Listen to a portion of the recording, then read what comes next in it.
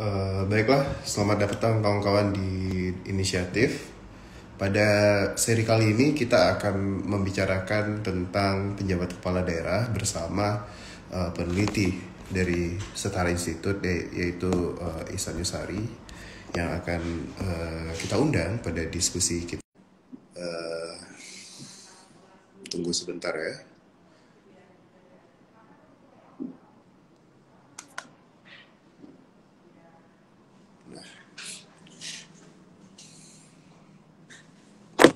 Halo Bang San.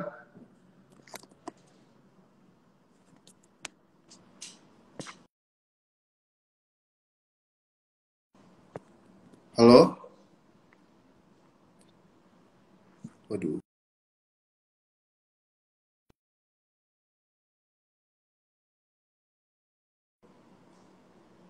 Kedengaran nggak suaranya? Terdengar suara Bang Isan nggak terdengar. Coba buka earphone headsetnya Bang. Coba buka headsetnya.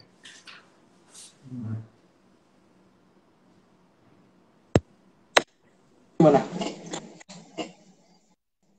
Baru terdengar.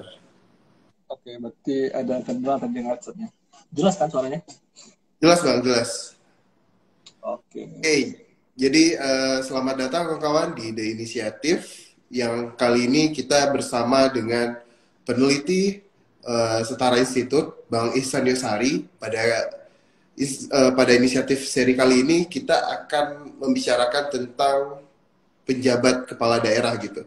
Bagaimana persoalan yang muncul ketika akan dilakukannya pilkada serentak pada tahun 2024. Jadi sedikit pengantar bahwa pada tahun 2022 dan tahun 2023 kita kan tidak akan melaksanakan penyelenggaraan pilkada, dan semua kepala daerah yang masa jabatannya habis pada tahun 2022 dan 2023 itu akan digantikan oleh penjabat kepala daerah berdasarkan Undang-Undang Nomor 10 Tahun 2016. Tetapi problematika yang muncul di sini adalah penjabat kepala daerah yang dipilih ini berasal dari ASN dan tidak menutup kemungkinan akan diisi oleh anggota Polri aktif dan anggota TNI aktif. Dan ini sangat cocok sekali, sangat sesuai sekali kita bicarakan dengan Bang Ihsan Yusari yang fokus dan selama ini concern dalam membahas dinamika permasalahan militer dan bagaimana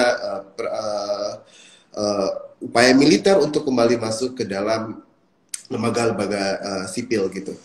Nah, jadi Bang Ihsan, mungkin bisa diceritakan terlebih dahulu bagaimana dinamikanya ketika tahun 2018 yang lalu pernah ada protes penolakan TNI dan Polri aktif menjadi penjabat kepala daerah, dan ternyata pada bulan Mei yang lalu itu kembali dipilih 2 orang anggota TNI dan Polri aktif untuk menjadi penjabat kepala daerah.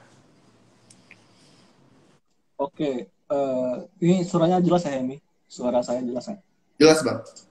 Oke, pertama terima kasih Hemi dan teman-teman TII, The Indonesia Institute, sudah mengundang kita untuk ngobrol mengenai salah satu topik yang saya pikir ini topik yang sampai dengan menjelang 2024 ini akan menjadi topik pembahasan yang sangat urgent saya pikir, karena bukan hanya dalam kerangka reformasi sektor keamanan, tapi juga dalam kerangka demokrasi secara umum gitu. Karena pertama di luar konteks reformasi keamanan misalnya, kita akan melihat adanya kepala daerah meskipun ini PJ ya, yang menjabat sekian tahun, dua tahun lebih kalau saya tidak salah, itu yang dipilih, yang ditunjuk oleh KL, oleh kementerian tertentu, yang itu bukan merupakan pilihan dari rakyat. Jadi dia itu akan memimpin suatu daerah yang mana ia bukan dipilih oleh rakyat di sana. Gitu. Itu kan akan menjadi suatu paradoks dalam demokrasi yang mana kepala daerah itu dipilih langsung oleh rakyat gitu. Itu yang pertama. Tapi balik kayak kata Hemi tadi, fenomena ini kan sudah dari jauh-jauh hari, tepatnya misalnya dari 2018 kemudian seterusnya gitu. Sebenarnya kan ini menjadi fenomena yang sedari lama juga jaringan masyarakat sipil itu sudah mewanti-wanti gitu. Baik itu jaringan masyarakat sipil yang concern pada isu pemilu maupun yang juga concern pada isu keamanan gitu. Bahkan sudah saya pun juga sudah lama menulis ini gitu. Tapi akhirnya kekhawatiran itu setelah 2018 kembali terjadi kemarin ketika PJ kepala daerah di Seram bagian barat gitu, Kabupaten Seram bagian barat gitu. Nah, kendalanya adalah ini menjadi pertanyaan umum gitu, dan juga agak riskan juga. Sebenarnya berbagai kritikan masyarakat sipil ini, baik dalam konteks PJ tadi, secara spesifik mengenai TNI aktif yang menjabat sebagai PJ, itu bagi pemerintah itu akan diapakan gitu. Letaknya di mana gitu? Apakah kritik itu sekedar bumbu demokrasi, atau memang kritik itu sebagai bagian dari upaya atau masukan publik untuk perbaikan demokrasi ke depan? Nah, itu menjadi satu pertanyaan inti kita pada kali ini, karena saya pikir Hemi juga sudah banyak juga ngomong soal ini, tapi kan kendalanya sampai sekarang masalah itu masih tetap ada, Hemi. Jadi itu mungkin saya malah merespon baliknya, sebenarnya kritika masyarakat sipil ini itu akan diletakkan di mana oleh pemerintah, apakah hanya sebagai bumbu demokrasi atau sebagai upaya perbaikan juga melalui partisipasi masyarakat sipil gitu. Nah, mungkin saya ingin mencoba dari kerangka itu dulu, Hemi, karena kan dari permasalahannya ini saya pikir sudah clear gitu bahwa kepala daerah TNI Polri aktif itu untuk menduduki jabatan sipil harus pensiun dini dulu dari masing-masing kesatuan. Itu sudah clear saya pikir gitu. Tapi kendalanya banyak sekali justifikasi dari pemerintah untuk meneruskan ini, apakah itu justifikasinya melalui kapasitas kompetensi misalnya, padahal itu tidak ada dalam justifikasi Undang-Undang TNI dan Polri gitu. Itu dulu, Hemi. Oke, saya menanggapinya seperti ini Bang Ihsan, bahwa sebelum pelantikan pada bulan Mei yang lalu itu, atau setelah juga ditanggapi oleh oleh Mahfud MD selaku Menko Polhukam, dia mengatakan bahwa tidak ada permasalahan ketika anggota TNI dan Polri aktif itu diangkat menjadi penjabat kepala daerah. Dia berlandaskan kepada ketentuan pengecualian yang ada di dalam Undang-Undang TNI.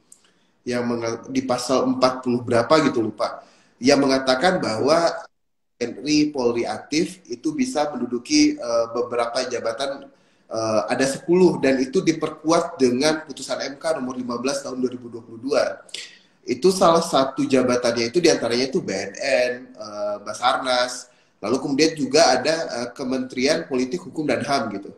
Kemenko Polhukam. Nah, ini kan dijadikan sebagai alasan karena Kementerian Dalam Negeri yang berwenang untuk mengangkat penjabat kepala daerah itu berada di bawah koordinasi dari Menko Polhukam, termasuk TNI dan termasuk Polri gitu.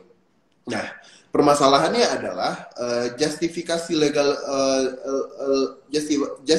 legal dari peraturan perundang-undangan itu memberikan ruang kepada TNI dan Polri aktif untuk menjadi penjabat kepala daerah. Masyarakat sipil selama ini mengkritisi tentang etika bernegara, di mana semangat reformasi untuk membatasi TNI dan Polri pada jabatan-jabatan sipil, tetapi undang-undangnya sendiri membuka ruang agar dua lembaga yang sebenarnya merupakan penjaga keamanan dan juga penegak hukum ini untuk menduduki jabatan sipil. Nah, menurut Bang Ihsan sendiri, setelah kita memiliki legalitas undang-undang dan juga sudah ada putusan MK yang memperkuatnya, kritikan masyarakat sipil ini kan selalu dimentahkan dengan menggunakan dua standing tadi gitu. Nah, selain kita bicara soal etika bernegara, apalagi yang bisa kita sampaikan agar nanti tidak ada lagi anggota TNI dan Polri aktif menduduki jabatan-jabatan sipil tersebut. Bahkan sebenarnya status penjabat kepala daerah ini sendiri pun merupakan hal yang sangat dikritik, apalagi kalau diisi oleh Polri dan TNI aktif, gitu Bang Ihsan.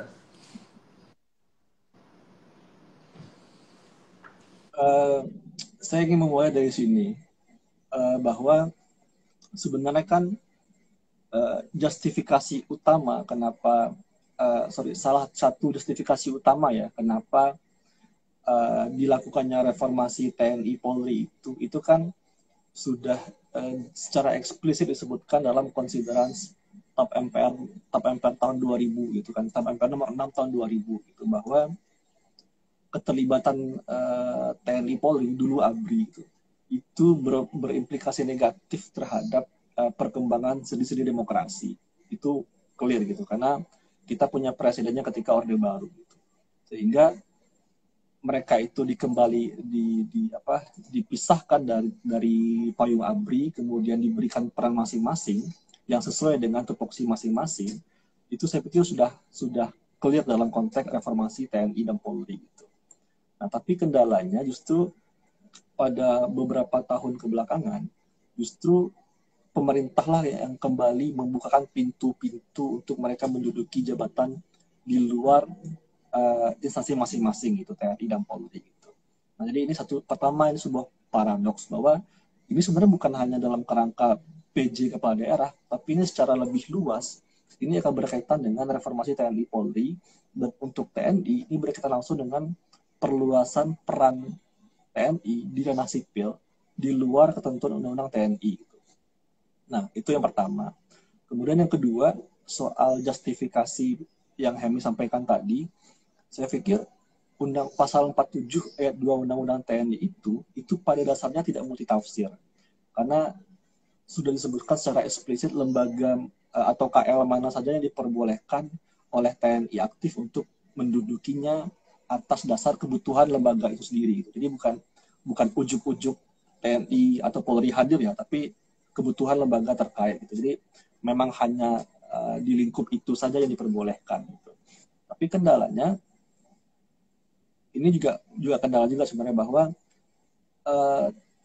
ketentuan penjelas bahwa tadi kan ada 10 KL tadi ya gitu ya. Nah, itu apa saja yang merupakan domainnya itu kan sebenarnya juga masih kendala juga, karena bukan hanya itu sebenarnya. Kalau misalnya kita buka lebih lebar lagi, juga ada persoalan belum jelasnya perihal perbantuan TNI kepada Polri. Itu kan juga tidak ada penjelasan, karena sudah lama advokasi masyarakat sipil perihal ketentuan penjelasannya itu belum putus sampai sekarang gitu.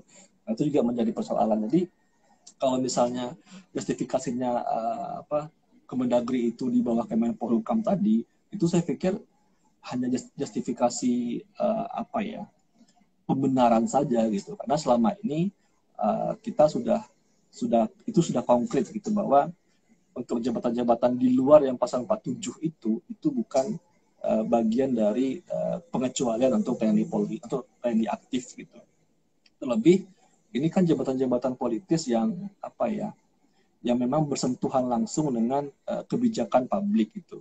Karena misalnya dalam konteks TNI ya, itu kan berimplikasi lagi dengan bahwa TNI itu belum tunduk kepada peradilan umum meskipun berada di dalam ranah sipil. Nah, itu kan masih kendala lagi. Jadi banyak sekali sebenarnya persoalan-persoalan reformasi TNI dan Polri ini yang dengan dibukanya PJ kepala daerah ini itu semakin membuka lebar atau semakin menambah panjang persoalan maupun potensi persoalan dari reformasi TNI Polri ini.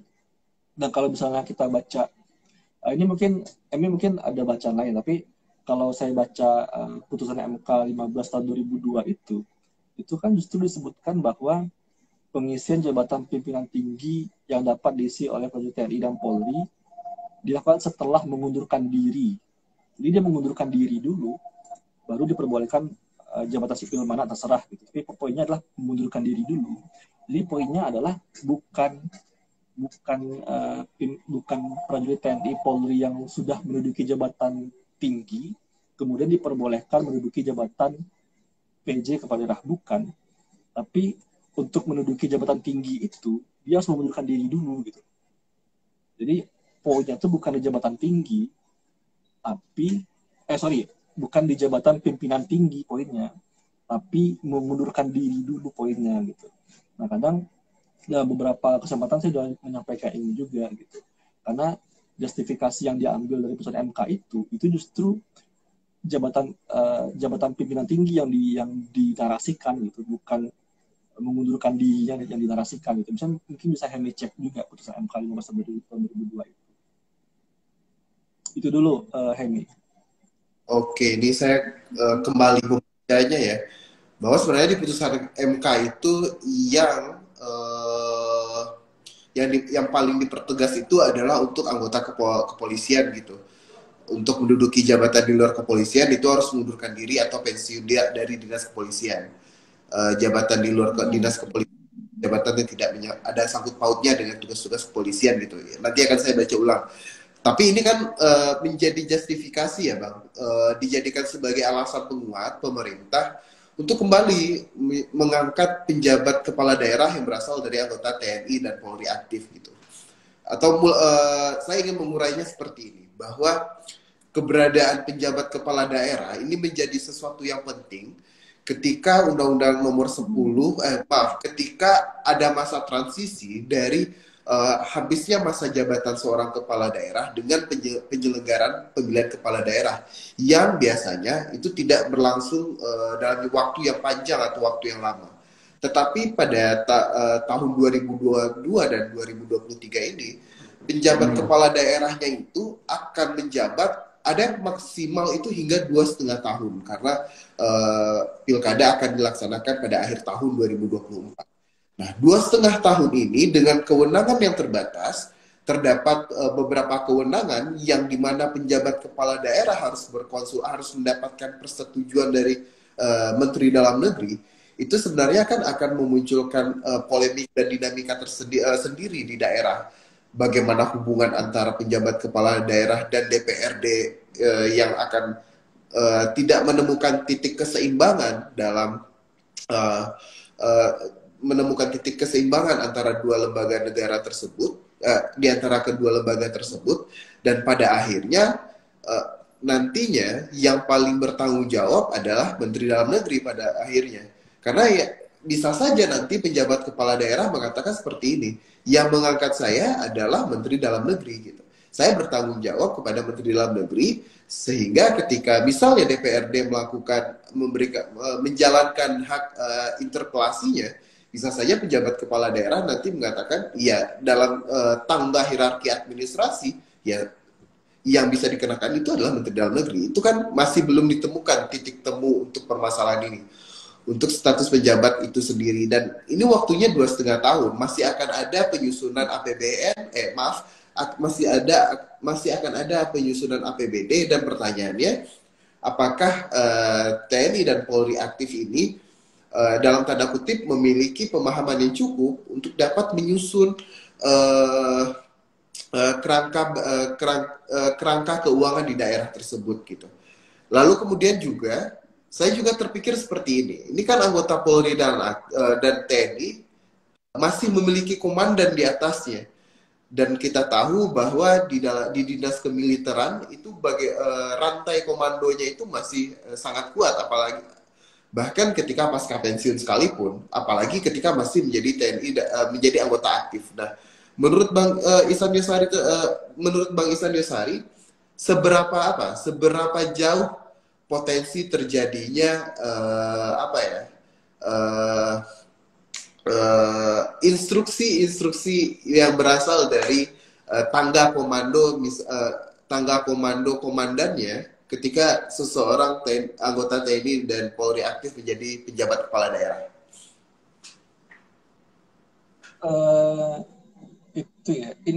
Itu kan menjadi salah satu poin kritikan masyarakat sipil bahwa nanti akan ada potensi kuat terjadinya konflik kepentingan gitu. Bukan hanya TNI dalam konteks jadi bukan hanya konteks komandonya, tapi juga bagaimana potensi-potensi lainnya, seperti misalnya jika ada potensi-potensi maladministrasi, tindak korupsi dan seterusnya gitu ya. Karena kan ya di tiap-tiap daerah itu kan ada teritorial masing-masing ya, TNI dengan Kodimnya misalnya, atau Polri dengan Polresnya misalnya gitu ya. Jadi potensi konflik kepentingan itu akan sangat kuat gitu. Bahkan untuk berbagai pelanggaran bisa jadi justru kepala daerah itu justru di backup oleh alat negara itu gitu. Jadi rantai komando itu ya udah menjadi rahasia umum, saya pikir, Henny gitu. Jadi keberadaan rantai komando itulah yang kemudian mengakibatkan konflik kepentingan itu semakin kuat gitu. Itu yang pertama. Kemudian yang kedua, seperti yang Hemi sampaikan tadi soal kompetensi itu ya. Nah ini kalau benar, ini mungkin saya akan balik bertanya gitu. Karena kan kalau kita periksa berbagai justifikasi pemerintah itu ya, entah resmi atau enggak, maksudnya resmi atau enggak ini, misalnya dari orang-orang yang mendukung kebijakan ini misalnya ya, atau memang resmi dari pemerintah. Tapi kalau kita periksa berbagai justifikasi itu, kita akan menemukan secara umum ya, misalnya waktu kasus penempatan TNI Polri aktif di komisaris tahun 2020 kalau nggak salah ya, itu kan justifikasinya itu soal kompetensi. Mereka itu berkompeten untuk menangani hal-hal demikian. Yang kedua, ya soal inilah apa yang klise seperti nasionalisme, patriotisme dan seterusnya gitu. Dan yang ketiga, kedisiplinan dan seterusnya. Nah itu kan menjadi argumen justifikasi yang sering kita dengar ketika pemerintah itu menempatkan TNI Polri aktif di jabatan yang selalu mendapat kritikan dari masyarakat sipil. Nah, maksud saya, bagaimana Hemi melihat justifikasi seperti itu ketika mereka itu diberikan apa ya? Barangkali dalam konteks PJ kepala daerah dengan komisaris BUMN itu kan kewenangannya akan lebih luas di PJ kepala daerah kan. Nah, gimana Hemi melihat justifikasi seperti itu? Maksudnya saya ingin malah bertanya balik gitu, karena dalam berbagai studi pemantauan advokasi yang saya ikuti perihal reformasi keamanan ini, itu ya nggak lebih dari pembenaran aja sebenarnya gitu. Nah, menurut Hemi gimana dalam berbagai studi yang dilakukan oleh TII misalnya? Gimana pertanyaan tadi Bang? Pertanyaan terakhir.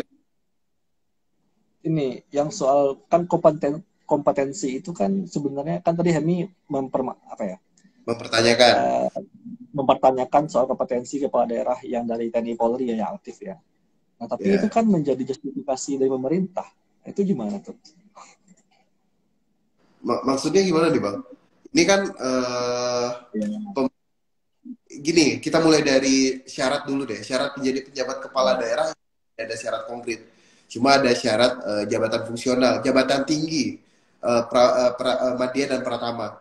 Dan permasalahannya selain tidak ada persyaratan tersebut, juga tidak ada mekanisme yang terbuka kan pengangkatan pejabat kepala daerah.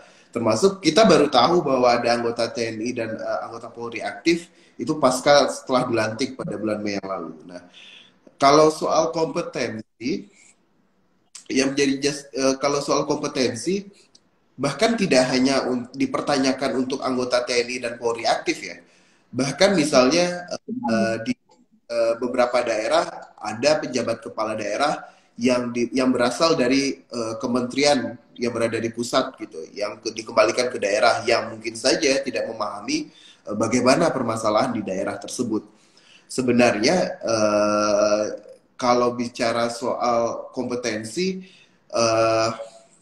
yang seharusnya yang dapat menjabat atau melanjutkan pemerintahan atau pimpinan di daerah tersebut, pejabat kepala daerah tersebut, kalau tidak ingin ribet, ya langsung saja sekretaris daerahnya yang diangkat. Itu kan langkah yang paling cepat. Tapi lagi-lagi alasan pemerintah adalah tidak semua sekda di daerah di kabupaten dan kota yang berjumlah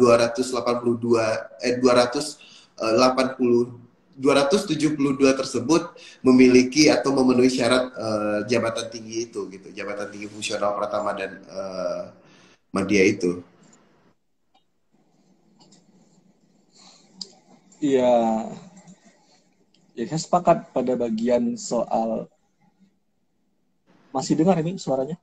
Masih Bang, Atau masih. belum? Oke. Aja.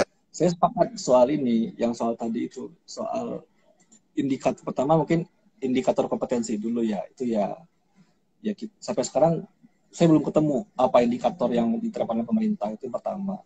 Kemudian yang kedua yang soal kompetensi tadi,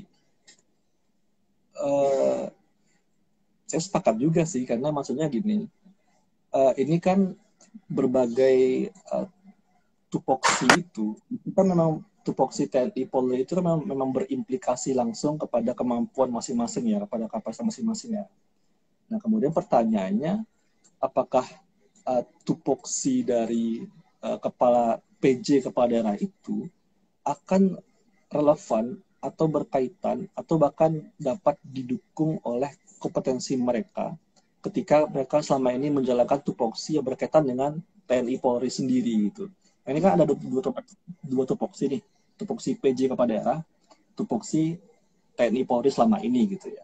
Nah, kemudian kan menjadi pertanyaan, kompetensinya itu di kompetensi yang mana gitu? Apakah kompetensi di PJ kepala daerah ini akan didukung oleh kompetensi pada mereka di TNI Polri atau seperti apa? Nah, itu kan menjadi suatu hal yang berbeda ya, saya pikir. Terlebih dengan banyaknya kultur-kultur yang berbeda dengan di birokrasi pemerintah gitu. Karena kan kultur di TNI Polri secara kultur tuh dan birokrasi barangkali itu kan akan berbeda dengan yang di kepala daerah, yang di birokrasi daerah. Meskipun mereka punya dimensi birokrasi yang relevan mirip ya, maksudnya dari pusat sampai daerah, tapi kan kulturnya akan berbeda. Gitu.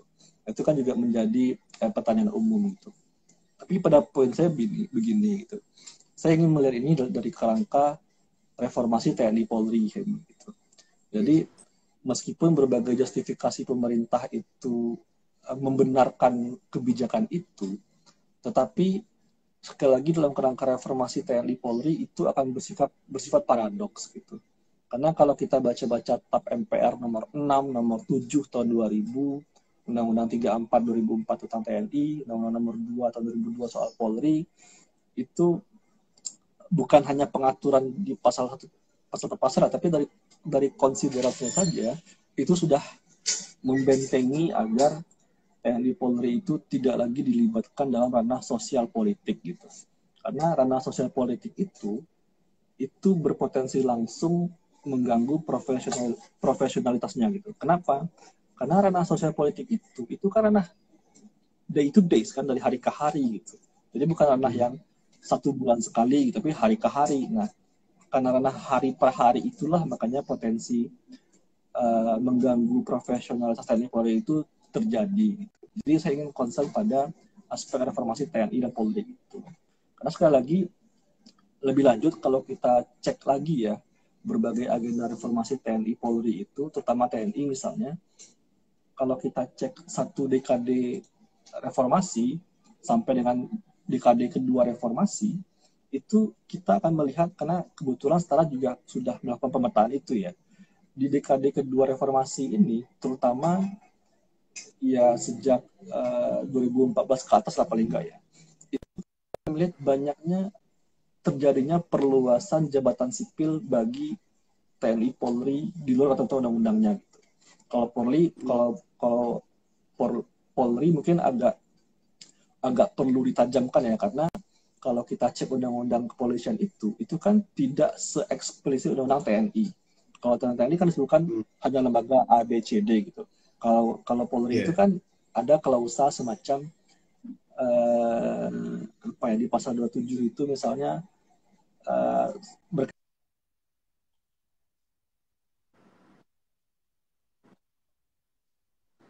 tidak selain mengganggu profesionalitas, mungkin juga perlu kita spesifikkan apa bukti bahwa mereka itu ditugaskan untuk misalnya ya, di jabatan sipil di luar kepolisian misalnya, itu kan perlu kita spesifikkan juga. Ada nggak surat tugas semacam surat tugasnya itu, kemudian juga ada apa sampai berapa lama dan seterusnya, maksudnya ada hal tertulis yang bisa dipertanggungjawabkan pada publik gitu untuk kepolisian. Begitupun juga TNI yang akan lebih spesifik malahan dalam konteks informasi TNI Polri ini. Jadi saya ingin dalam kerangka itu Hemi, bahwa PJ kepala daerah ini itu lagi-lagi menjadi cerminan bahwa pemerintahan sekarang itu membuka ruang yang relatif besar untuk perluasan TNI Polri aktif di luar undang-undang TNI Polri gitu. Padahal pasca Orde Baru itu kita tutup agar mereka fokus pada tupoksi utamanya. Nah ini kendala di beberapa tahun kebelakangan ini. Justru bukan TNI Polri yang masuk langsung, tapi pemerintah sipil yang membuka ruang itu. Nah, ini fenomena yang apa ya, dalam studi militer dan politik ini disebut kontrol sipil subjektif, itu dalam studinya gitu. Oke. Jadi tapi kalau kita coba runut lagi ke belakang, yang membuka ruang tersebut kan pembentuk undang-undang pasca reformasi gitu. Terdengar kan bang? Atau gimana bang? Halo? Yang pertama awal, coba ulang lagi ya, agak kurang tadi putus-putus. Iya, oke. Yang membuka ruang terjadinya, yang membuka ruang terreduksinya reformasi TNI Polri ini kan juga berasal dari pembentuk undang-undang yang melahirkan undang-undang TNI dan undang-undang Polri yang tidak komprehensif dalam melakukan pembatasan penugasan anggota TNI dan Polri di jabatan sipil gitu. Nah, menurut Bang Isan sendiri, apakah sebenarnya munculnya nomenklatur tersebut dalam kedua undang-undang itu diperuntukkan agar gini, kalau memang anggota Polri aktif ini memiliki kompetensi gitu, kenapa apa salahnya kita tugaskan dia di jabatan sipil? Kita anggap memang memiliki kompetensi dan memahami bagaimana masalah di daerah. Jadi apa salahnya kita meletakkannya di jabatan sipil? Toh cuma dari 48 orang yang kemarin dilantik, hanya 2 orang toh yang berasal dari anggota TNI dan Polri aktif gitu. Kalau misalnya alasannya seperti itu, bagaimana Bang San?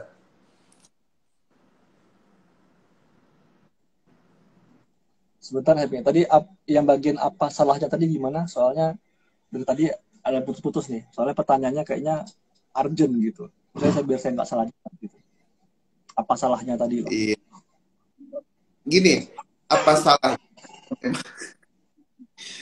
Gini Bang, apa salahnya kalau misalnya anggota TNI Polri aktif ini, agak diredakan dulu. Apa salahnya kalau anggota TNI dan Polri aktif ini ditempatkan di jabatan sipil? Masih putus-putus bang? Ah. Halo bang? Masih putus? Justru di beberapa kalimat yang penting itu putus-putus Emi.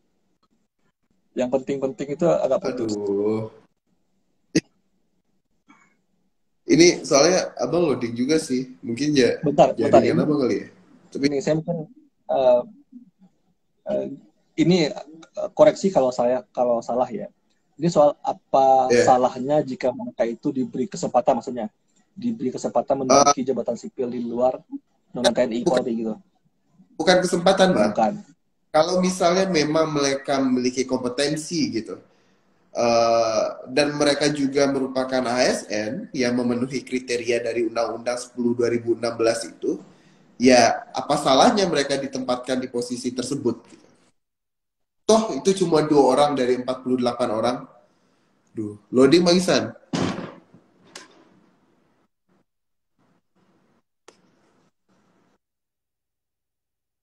Sepertinya Bang Ihsan Yosari lagi loading.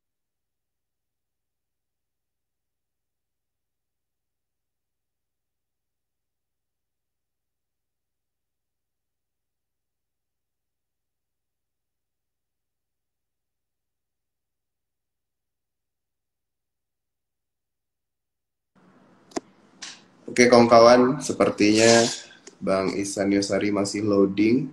Kita akan coba lagi untuk mengundang beliau untuk melanjutkan diskusi kita yang tergantung di bagian yang cukup penting, dan kalau tidak diklarifikasi saya bisa kena undang-undang ITE sepertinya. Jadi harus ada bantuan dari Bang Ihsan Yosari untuk menyelamatkan saya dari jeratan undang-undang ITE. Nah, sudah bergabung lagi. Halo Bang Ihsan. Halo, sorry. Pikiran agak kendala tadi.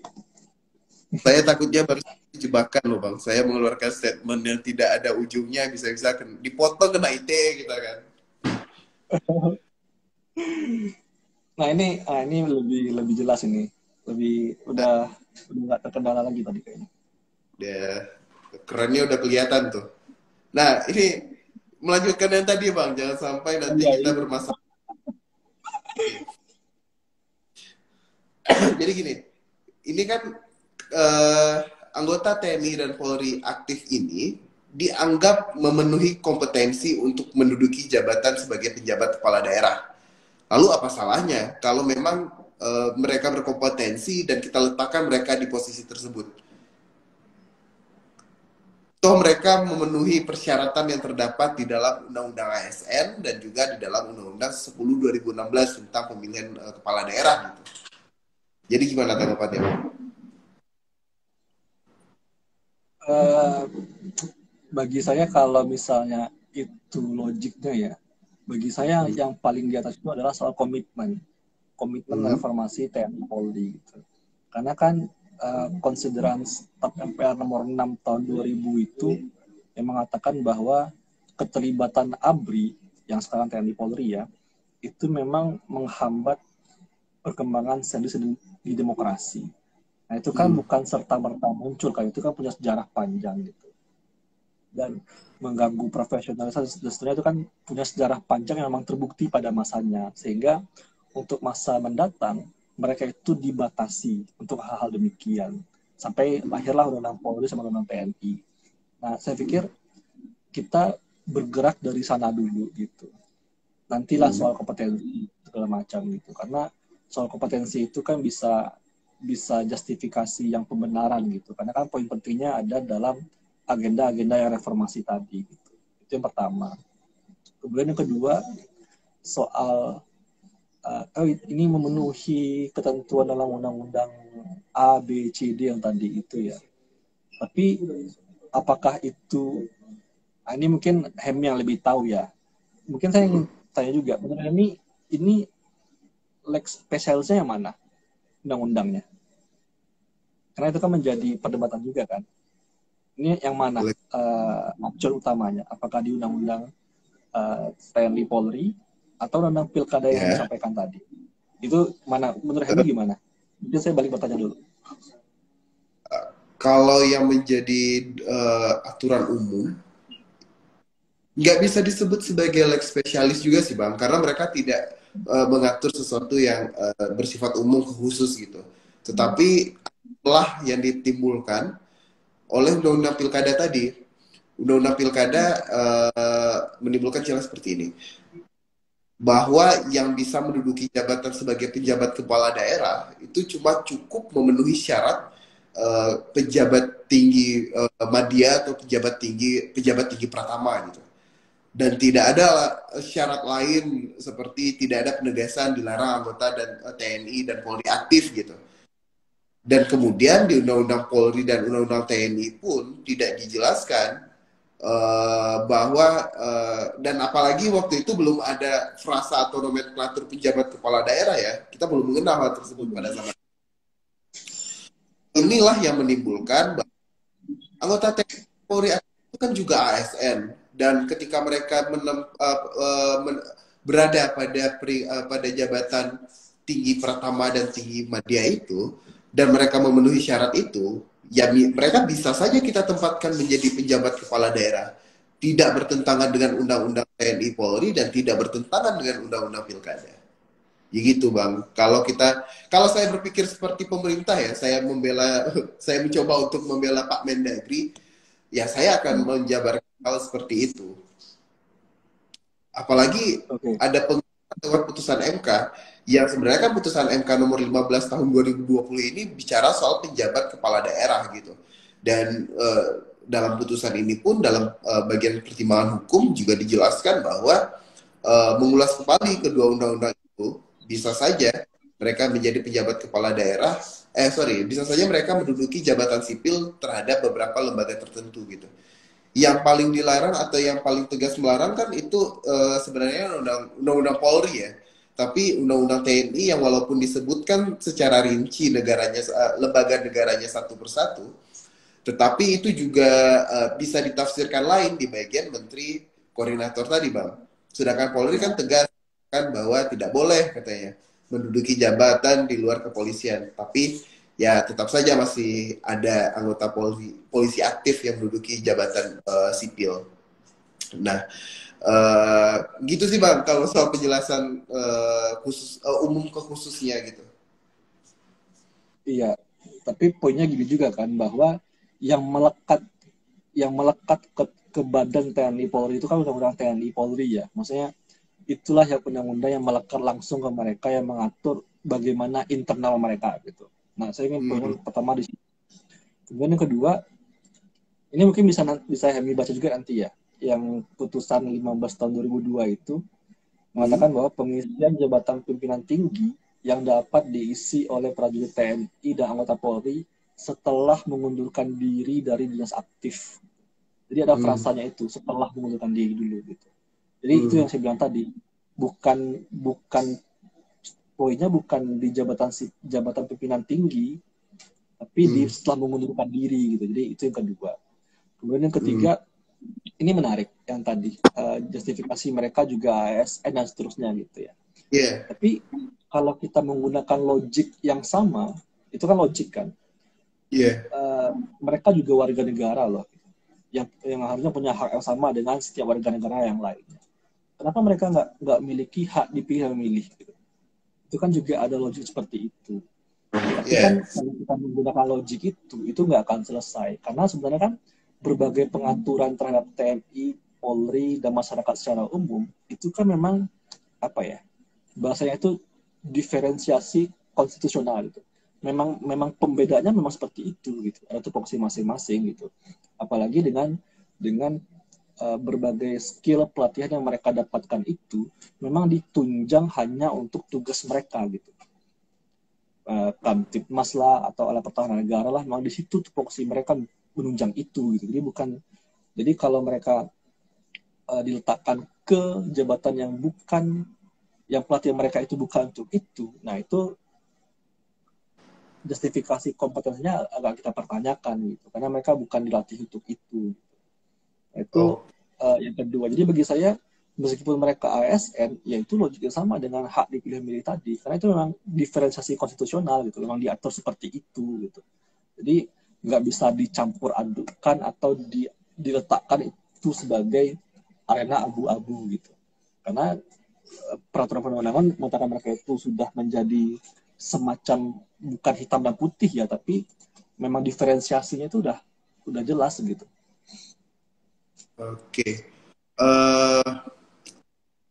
Ini hampir kelupaan gara-gara keenakan diskusi dari tadi. Bagi kawan-kawan yang ada di live Instagram ini, yang ingin bertanya, silakan langsung saja di kolom chat, atau kalau mau bergabung bersama kami di sini dan menyampaikan pendapat atau pertanyaannya secara langsung, silakan ajukan permintaan untuk bergabung dalam live Instagram ini. Nah, kalau belum ada pertanyaan, kita lanjut lagi diskusinya. Jadi gini Bang, saya menemukan sedikit profil dari penjabat Gubernur Papua Barat, itu Paulus Waterpauw. Jadi Bapak ini sebelum menjadi penjabat kepala daerah pernah memiliki jabatan sebagai Deputi Bidang Pengelolaan Potensi Kawasan Perbatasan di Badan Nasional Pengelolaan Perbatasan atau BNPB, Kementerian Dalam Negeri gitu. Jadi sebelum dia menjadi penjabat kepala daerah, ada jabatan di Kementerian Dalam Negeri yang dia isi gitu, yang dia duduki. Nah, apakah posisi ini tidak bisa dijadikan sebagai alasan penguat untuk membantah argumentasi Abang tadi yang mengatakan mereka dididik cuma untuk melakukan pengelolaan kelembagaan TNI dan Polri dalam menunjang pemenuhan tugas pokok dan fungsinya gitu. Setahu saya yang bersangkutan sudah pernah wirawan. Jadi saya coba dari cek, yang bersangkutan saya pikir sudah pernah wirawan. Yang aktif itu yang Seram Barat ya? Iya. Nah, oke, riset saya salah. Tapi gini, kalau misalnya seperti posisinya seperti Bapak Paulus tadi, dia pernah menduduki jabatan sipil yang berada di sebuah kementerian, lalu kemudian diberikan status sebagai penjabat kepala daerah. Apakah itu bisa dijadikan sebagai alasan penguat untuk dia dapat menduduki jabatan tersebut?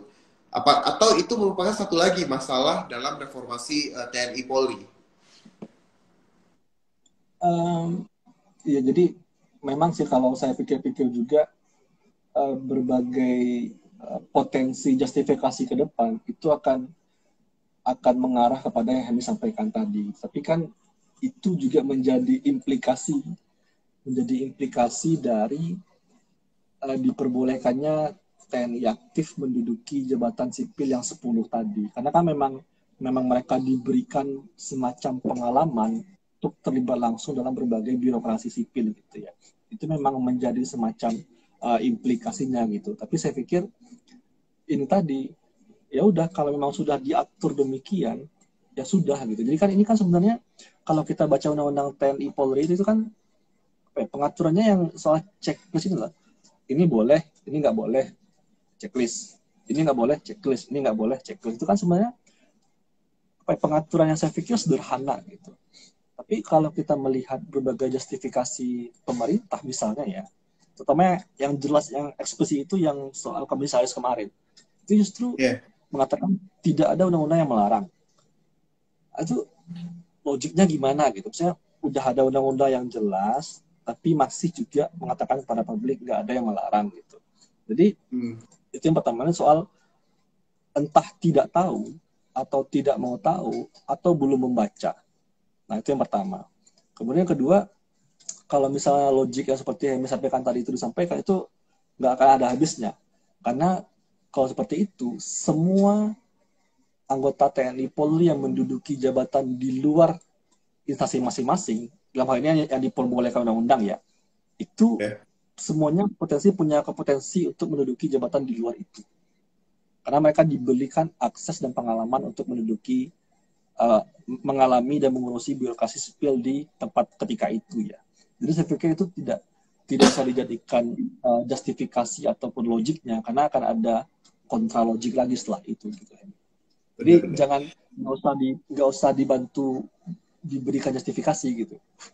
Iya, ini bukan membantu justifikasi Bang, tapi melihat bahwa mencoba untuk banyak pemerintah ya, yang sebenarnya kita menyepakati bahwa jabatan sipil yang harus dipegang oleh sipil, dan bagaimana pengalaman kita ketika memberikan kewenangan yang terlalu luas kepada TNI dan Polri dan butuh untuk kita batasi gitu. Dan saya menarik saja di ya ini loh, saya jadi kepikiran kalau misalnya kita baca-baca soal soal bagaimana militer dulu ya, atau ya militer lah bahasanya, terlibat dalam berbagai aktivitas perjuangan gitu ya, itu kita akan menemukan banyak sekali literatur soal salah satu yang membuat militer itu dapat terlibat dalam dunia sosial politik itu justru karena pengalaman mereka dalam dunia sosial politik juga ketika perjuangan. Jadi ketika perjuangan itu, mereka itu tidak hanya terlibat dalam konteks perang konvensional, tapi mereka juga punya pengalaman dan kesempatan dalam akses sosial politik misalnya, karena ketika itu kondisinya lagi perang ya, jadi kan tentu otomatis yang memegang kendali itu adalah militer gitu. Jadi dalam perang maupun dalam non perang ketika itu. Sementara sipil itu cenderung di non perang, di sosial politik, sehingga militer ketika itu punya kemampuan yang lebih. Nah dalam konteks ini kita akan, kalau kita pikir secara lebih dalam ya, kita akan menemukan bahwa ini semacam keberulangan gitu. Dulu juga seperti ini sebenarnya gitu, tapi sekarang ada lagi, tapi mungkin dalam konteks yang lebih soft gitu. Tapi ada demarkasinya itu kondisi di Orde Baru. Karena kan di Orde Baru tidak dalam kondisi perang gitu kan. Dan juga ada demarkasi kedua soal Undang-Undang TNI Polri. Nah, jadi sebenarnya kalau kita baca sejarah militer dan politik di Indonesia, maka kita akan menemukan bahwa sebenarnya yang membatasi, ya bagi saya, yang membatasi profesionalitas TNI Polri itu ada di jati dirinya gitu. Jadi kan kalau misalnya gini, kalau kami baca definisi jati diri TNI profesional di Undang-Undang TNI itu justru definisinya itu berisi definisi yang berisi larangan kewajiban gitu. Jadi bukan konseptual, merupakan tentara yang ABCD, bukan konsep gitu, tapi tentara yang patuh kepada HAM, tidak politik praktis, tunduk pada Pancasila dan Undang-Undang Dasar. Saya yang yang poin-poin gitu. Tentara profesional, tentara yang 1, 2, 3, 4 gitu. Jadi itu menjadi, saya pikir, menjadi ruh bagaimana reformasi TNI dan Polri itu berjalan dari dalam diri mereka sendiri gitu. Jadi kalau kita cek berbagai literatur ya, dulu itu dalam pembacaan saya, Jenderal Sudirman itu ingin setiap instruksi yang diberikan kepada mereka itu mereka tahu dulu gitu. Jadi nggak ujuk-ujuk laksanakan A kemudian A, enggak. Tapi mereka tahu dulu ini berkonsekuensi, bertentangan dengan semangat reformasi mereka atau enggak gitu. Jadi banyak sebenarnya hal-hal yang kalau misalnya TNI Polri itu membaca sejarah mereka, harusnya hal-hal seperti ini bisa diantisipasi dari diri mereka sendiri gitu. Jadi ini sharing aja soal berbagai studi sejarah soal militer dan politik di Indonesia ini. Iya, dan kalau kita melihat pada era pra kemerdekaan ya, bagaimana pra dan pasca kemerdekaan dalam periode waktu sekitar kemerdekaan itu, bahwa militer ikut serta dalam membangun basis-basis sosial politik dalam masyarakat, dan ditunjukkan dengan munculnya jiwa-jiwa kepemimpinan dari anggota-anggota militer tersebut. Nah, ini berhubungan dengan pertanyaan dari peneliti ekonomi TII, Nuri, yang bertanya, apakah dapat dikatakan bahwa dunia militer itu dekat dengan sosok pemimpin? Karena di dalamnya ada pelatihan kepemimpinan uh, sehingga dipandang dapat memimpin suatu daerah. Gimana tuh Bang Isan? Iya, pasti dekat gitu karena ini kita itu bukan dalam konteks mana yang lebih bagus atau enggak ya. Yeah. Tapi kita berbicara terkadang kita itu masih meletakkan model-model kepemimpinan militer itu yang paling yang menjadi menjadi indikator tertinggi gitu. Mereka itu dianggap pemimpin jika seperti yang ditunjukkan oleh militer, tegas, wibawa segala macam gitu. Padahal dimensi kepemimpinan kan agak berbeda gitu. Kadang kita memang membutuhkan model pemimpin yang katakan demokratis. Kalau mereka demokratis, otomatis tidak ada rantai komando di sana. Yang ada hanya ya rantai administratif atau apalah gitu. Nah, kalau kita merujuk ke model militer, itu kan memang yang namanya udah rantai komando, otomatis ya itu top down gitu. Tidak ada yang dari bawah ke atas, tidak ada yang gitu. Jadi ini soal juga sebenarnya bahwa terkadang sipil itu masih meletakkan model kepemimpinan itu harus seperti militer. Padahal kita punya model dimensi yang berbeda. Apakah ingin demokratis? Ya tentu bukan itu patokannya. Tapi kalau kita ingin seperti yang punya komando-komando, ya perlu seperti itu. Jadi ini soal dimensi aja, Hemi. Seperti apa yang kita inginkan gitu.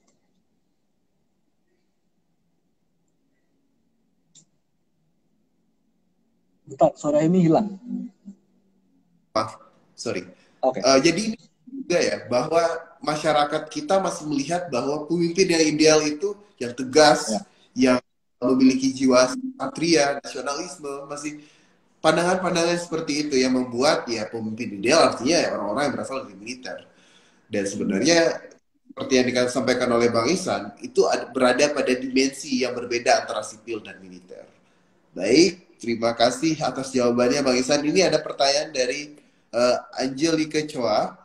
Mau bertanya, jika hari ini TNI Polri sudah masuk ke ranah sosial politik, apakah itu berbahaya atau tidak? Lalu apa yang bisa kita lakukan hari ini dalam menyikapi fenomena tersebut? Silakan Bang Ihsan tanggapi duluan. Ini berbahayanya itu dalam konteks apa ya? Mungkin itu frasa yang agak ini ya. Tapi pokoknya rujukan utamanya itu ya bisa dicek konsideran staf MPR bahwa ya intinya keterlibatan mereka itu dalam dunia sosial politik itu mengganggu perkembangan sendi-sendi demokrasi. Itu clear. Karena kenapa clear? Karena seperti yang kita bahas tadi, Hemi, itu tidak ujuk-ujuk ada gitu. Tapi dari berbagai latar belakang yang sebelum itu, sehingga dimanifestasikanlah oleh staf MPR tadi. Nah, apa yang apa yang bisa kita lakukan, ya selemah-lemahnya iman ya kalau ada kebijakan yang seperti ini, kritik terus, ya. Karena kan ya memang apalagi selemah-lemah iman yang bisa gitu. Karena kan lagi-lagi kalau kita asumsikan bahwa pemerintah itu tidak tahu, ya udah melalui kritik kita beritahu gitu.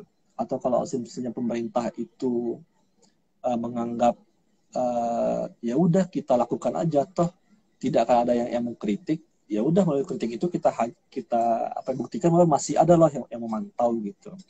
Karena ini juga terkadang berbagai kebijakan itu kalau kita refleksi beberapa waktu ke belakang ya, makanya ini agak melebar misalnya ke berbagai rancangan undang-undang yang kemarin sempat membuat berbagai demo itu ya. Itu kan terkadang kita berpikir kritikan masyarakat sipil ini yang tadi pertama diletakkan di mana? Apakah sebagai bumbu-bumbu demokrasi saja bahwa masih ada demokrasi kok, masih ada partisipasi kok, atau memang diletakkan sebagai bagian dari partisipasi masyarakat untuk perbaikan demokrasi.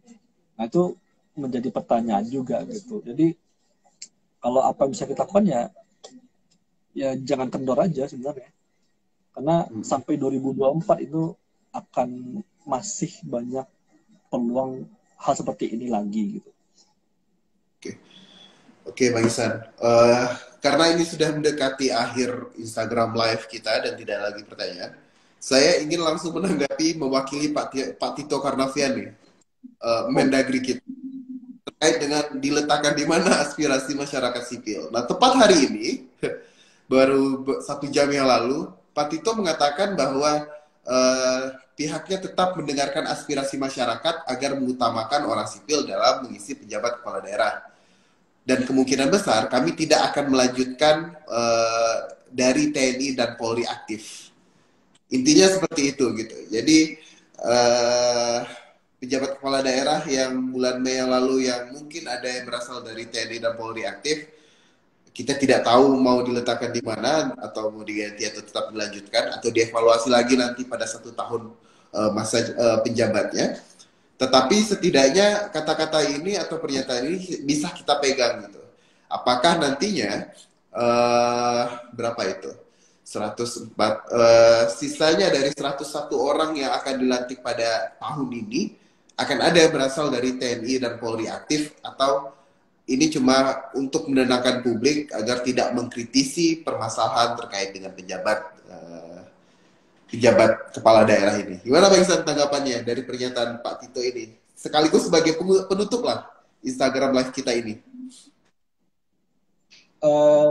Tanggapan saya simple aja.